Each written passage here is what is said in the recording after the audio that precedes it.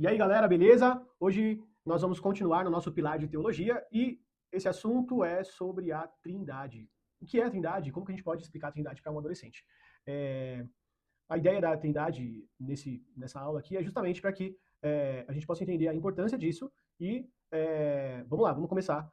Por que a gente deve falar de Trindade? Primeiro, porque a gente falou da palavra de Deus, a gente entende que a palavra de Deus é a revelação de Deus para a humanidade, Deus querendo se revelar para nós. E então a gente vai começar a entrar nesse pilar de teologia em quem Deus é. Né? Para a gente saber quem Deus é, primeiro a gente precisa entender que ele é um Deus, mas que ele subsiste em três pessoas. É, a Bíblia vai revelar Deus sem Filho e Espírito Santo, tá? Então, o que é Trindade? Vamos entrar dentro desse termo mesmo. A gente percebe que esse termo não tem na Bíblia, né? Mas esse ensino da Trindade ele está presente nas Escrituras. Ao longo das Escrituras a gente vai ver alguns textos que falam sobre isso. Então, essa palavra ela é uma tentativa teológica de resumir aquilo que a Bíblia revela sobre quem Deus é. Então, Deus, ele existe, ou melhor, a Bíblia revela que existe um só Deus, e esse único Deus, ele existe eternamente em três pessoas, Pai, Filho e Espírito Santo, como eu disse.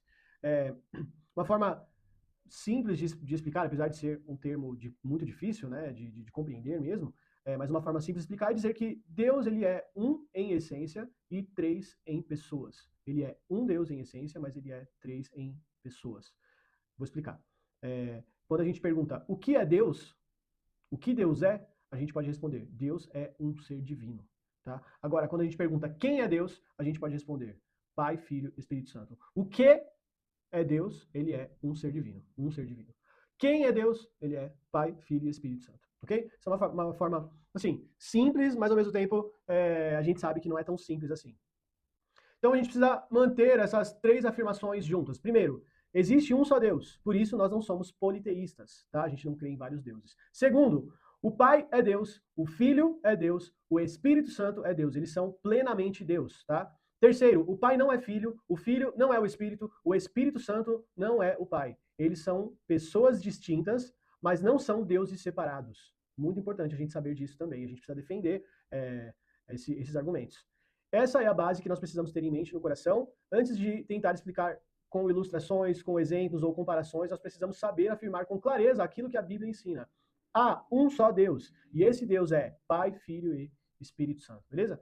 Uma coisa também que a gente precisa ter claro, né? Porque alguém pode te perguntar para você, mas como assim? Isso não é possível. Exatamente, né? A Trindade é um mistério, tá? A Trindade é algo que não cabe dentro da cabeça humana, tá? Então, é um mistério, é algo que é de Deus mesmo, e é normal isso ser milagroso ou sobrenatural, porque é de Deus, tá? Como é de Deus, é normal que exista um limite na nossa compreensão. Mas isso não significa que a Trindade é uma contradição, tá? Contradição seria dizer que Deus é um Deus e três deuses, tá? Isso seria uma contradição. Ao mesmo tempo, ele ser três deuses. Nós não dizemos isso. Contradição seria a gente dizer Deus é uma pessoa e três pessoas ao mesmo tempo. Nós também não dizemos isso. O que a doutrina cristã afirma é que Deus é um em essência e três em pessoas. Ok? Outras coisas que a Trindade não é. A Trindade não é triteísmo, né? Ou esse politeísmo que a gente está falando, né? Triteísmo é a ideia de que existem três deuses: o Deus Pai, o Deus Filho, o Deus Espírito Santo, como três seres separados. Eles não são separados. A Bíblia ensina que existe um só Deus. Então, quando nós falamos de Pai, Filho e Espírito Santo, não estamos falando de três deuses, mas de um só Deus em três pessoas. Um só Deus em três pessoas. A Trindade também não é modalismo. O modalismo é a ideia de que Deus é uma pessoa só que aparece de formas diferentes em momentos diferentes. Às vezes ele aparece como Pai, às vezes ele aparece como Filho, às vezes ele aparece como Espírito Santo. Não é modalismo, tá? Mas isso não corresponde ao ensino bíblico. No batismo de Jesus, por exemplo, o Filho está sendo batizado, o Espírito Santo desce sobre ele como pomba e o Pai fala do céu: esse é meu Filho amado. Então, aparecem aí ao mesmo tempo, em ações distintas, três pessoas, tá? Portanto, a Trindade não é Deus usando três máscaras. O Pai, o Filho e o Espírito Santo são pessoas distintas. Uma outra coisa bem importante é que também nós precisamos dizer que Deus não é dividido em três partes, tá? O Pai não é um terço de Deus, o Filho não é um terço de Deus e o Espírito não é um terço de Deus. O Pai é plenamente Deus, o Filho é plenamente Deus e o Espírito é plenamente Deus. Deus não é dividido em pedaços. Cada pessoa da Trindade é plenamente Deus. E ainda assim existe um só Deus. Amém?